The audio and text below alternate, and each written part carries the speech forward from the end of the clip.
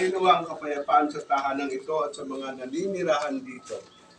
Mga kapatid, kanina't makinig sa kalan ng salita ng Diyos, kung makintaw sa ating puso at iba ang aral na gabay na mag-anak sa kanilang buhay.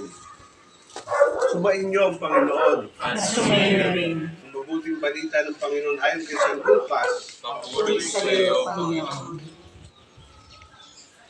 Pagpasok ninyo sa anitmang bahay, sabihin muna ninyo, maghari nawa ang kapayapaan sa bahay na ito. Kung maibigin sa kapayapaan na nakatira roon, sa kanilang kapayapaan. Ngunit kung hindi sila magkakamit nito. Manatili kayo sa bahay na inyong tinutuluyan, kanin ninyo't inumin anumang idulot nila sa inyo, sapagkat ang manggagawa ay may karapatang tumanggap ng kanyang upa. Huwag kayong magpalipat-lipat ng bahay. Kapag tinanggap kayo, o kaya may TV ka, nanonood ka, tapos meron ka naman, wala kang kwentuhan. Yung kapanatagan po ng loob, yun yung sapagkat bakang mawain. Amang mapagkalinga, loobin mong maging bukas palad kami lagi sa mga kapuspalan, dukha at sawi, iniluluhod namin. Sapagkat bakang mawain. Amang may kapal, loobin mong maging nasigasig kami sa pagpapalaganap ng iyong paghahari, iniluluhod namin. Sapagkat bakang mawain. Amin, Ama, sa iyong kagandahang loob, ibinigay mo sa amin ang iyong buhay at pagmamahal. Tangkilikin mo ang iyong namimintuhong angkan, yamang ikaw pinagmumula ng kanilang mabuting pagsasamahan. Inilulog namin ito sa pamamagitan ni Jesucristo kasama ng Espiritu Santo, magpasawalang hanggan. Amen. Tindihan ng kandila.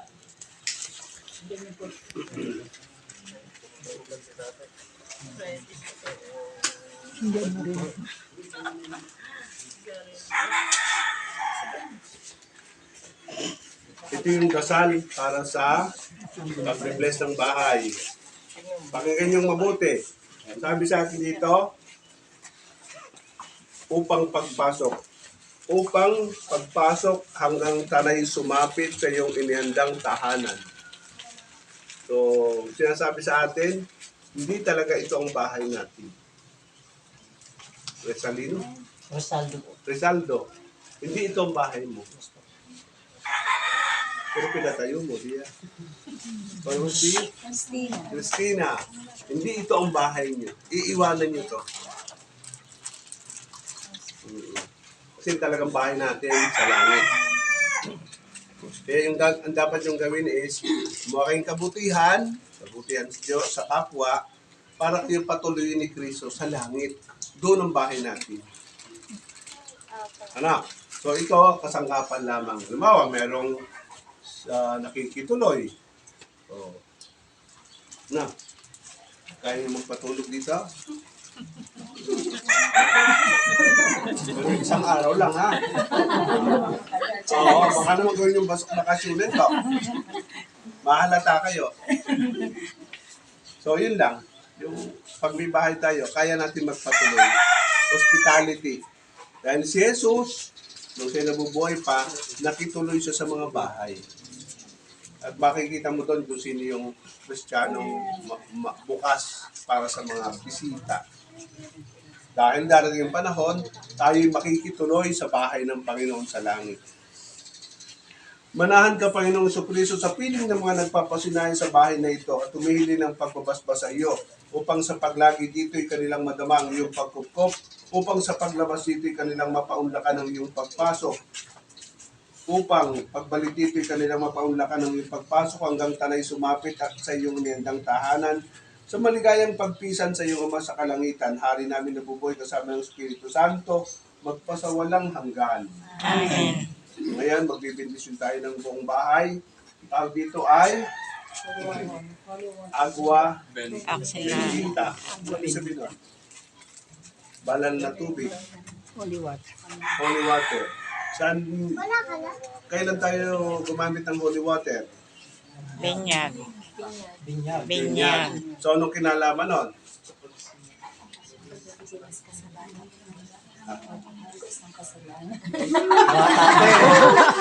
Hindi po ba? Kaya siya binibinyagan para mawala yun. Hinugasan ng kasalanan. Okay, sige, lusot. Diba? Kasi, siyempre, gagawin ko to. Tapos sabihin niyo, wala mo namang tatanong, bakit yung binibisip ng tubig? negative na naman. Para umalis daw yung ano. Para daw umalis yung mga ano, masasama. O, labas! Alam, matitira na. So, okay, sa binyag, ginamit natin to. Sa binyag, binuhusan ng tubig yung batang binibinyagan. Siya yung naging anak ng Diyos. So, yung tubig, tuwing nag-visit tayo sa ano, sabi natin, ako'y anak ng Diyos. Papasok ko sa simbahan, di ba nagsasawsaw kang ganyan, tapos nagkukrus ka. Ibig sabihin, ako'y anak ng Diyos at ito ang bahay ko. Oh. Kailan kayo huli nagsimba? Sunday po. O yung di nagsisimba, hindi umuwi sa bahay niya. Tuwing Sunday, kailangan umuwi tayo sa bahay dahil doon may pagkain. Ang bahay, laging may pagkain. Kasi may nanay doon, may tatay doon. Alam niyo yan? Yes Oo. po. So tuwing linggo, may pagkain doon sa ating bahay, sa simbahan. At kailangan kumain ka doon. Dahil kung di ka uuwi, magugutom ka. Kung di ka kakain, manghihina ka. So yung tubig na to, paalala, ng mga naktira dito ay anak ng Diyos. Dahil ito'y bahay ng Diyos, aalisin niya lahat ng negatibo. Papasok ang grasya dahil ito'y bahay ng Diyos. Maliwanag. Yes po. Okay. Ikot tayo sa bahay, mauna yung dalawang may-ari, dadasalin natin isang ama namin, at paulit-ulit na Abaginong Maria. Okay. Ama namin, sumasalangit ka, sambahin ng ngalan mo. Mapasahalin ang kapalit mo, hindi ng loob mo, dito sa lupa. Bigyan mo po kami ng aming kakanin sa araw-araw. Tuwarin mo kami sa aming mga sala. Walang papatawad na aming kakasala sa amin. At huwag mo kami pagtulo sa tukol. Yaw kami sa lahat ng masama. Amen. Panginoong Maria, natutunan ng Pakihawak mo nga. Diyos ay sumasayo. Huwag kang pinagpala sa babaeng lahat. Pinagpala naman ang iyong anak na si Jesus. Santa Maria, Ina ng Diyos, Panalangin ko kayo ng kasalanan. Ngayon at kung may mamatay. Ako, Diyos, sumasayo. Huwag kang pinagpala sa babaeng lahat. Pasok to. Santa Maria, ina ng Diyos, ngayon at kung kami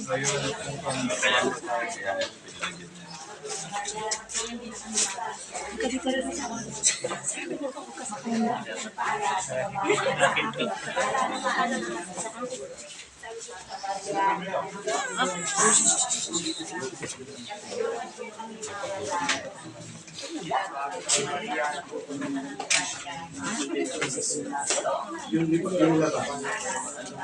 Yung labas. Ano, bigas?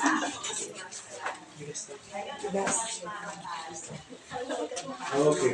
Tapusin natin Oo, sa dapat loob. may bigas. Tapusin sa loob. Hawak.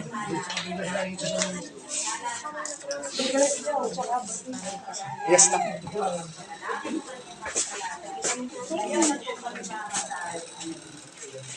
Nabi sa Ama, sa Anak, sa Espiritu Santo.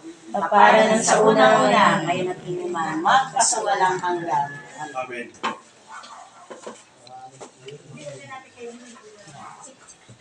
Ang banal na tubig nawang ito ay magpaalaala ng pakikisa sa kamatayan at pagkabuhay ni Kristo sa sakramento ng binyag. Kumain niyo ang Panginoon. At sumayo rin. At sumaiyo rin. At sumayo rin. Mali po yung at sumaiyo rin. Tama ba? At sumayo rin. Ang kapayapang kaloob ni Kristo ay maghari naman sa ating puso. At ang salita ni Kristo ay manahang lubusan sa ating kalooban upang ano man ang ating ganapin sa salita o gawa ay mangyaring lahat sa ngalan ng Panginoon ngayon at magpasawalang hanggan. Amen. Pagdasan natin ito may-ari bahay. Dito. Kayo dalawa. Sabi mo, dagdag pang blessing. Tulungan nyo kami. Marami daw blessing gusto nila. Okay. Ano pa ang gusto nyo tanggapin? Good health. Okay. Huwag magkakasakit. Ano po? Pagtulong sa kapwa, ano eh? Para sa atin. Okay. So, samahan niyo ako, bendisyon natin sila. Ang mahalaga kasi sa bahay, Hindi naman yung bahay. Yung tao. May kasamahan, may kasabihan. Ano yung kasabihan? Oo, yan. Basta tao. Ibaling? Sa tao. Oo, ito. Kaysa Ayun na sa palasyo. Nakataray. Wago ka ba? Yung mga diferensya. Tao talaga.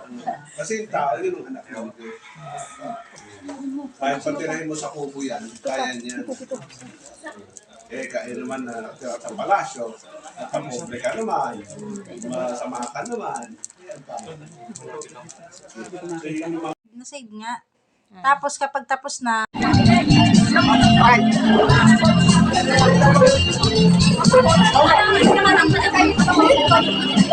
Okay.